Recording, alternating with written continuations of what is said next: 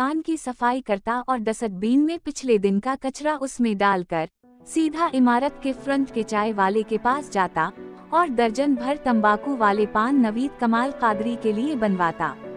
इस दौरान वो 3 तेज पत्ती और वाफिर दूध वाली कप चाय का ऑर्डर देकर वापस आ जाता। नवीद कमाल कादरी सर पर साफ सुथरी सफेद डिजाइनदार टोपी सर पर दोबारा दुरुस्त करके दुकान की फ्रंट सीट पर बैठकर कोई छोटी सी किताब से पारे पढ़ना शुरू कर देता। उसके बारीक होंठ यूं फड़फड़ाते गोया पढ़ कर माहिर हो गए हूँ।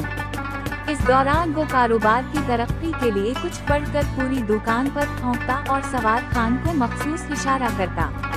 सवार खान कूलर में से स्टील के 2 गिलासों में ठंडा पानी भर लाता। नवीद कादरी दोनों गिलासों पर ठोंकता और छोटी सी किताब को कारणस में रख चुकने के बाद तस्वीर पर कुछ तेज तेज पढ़ते हुए अपनी बंद आँखों की पलकों तले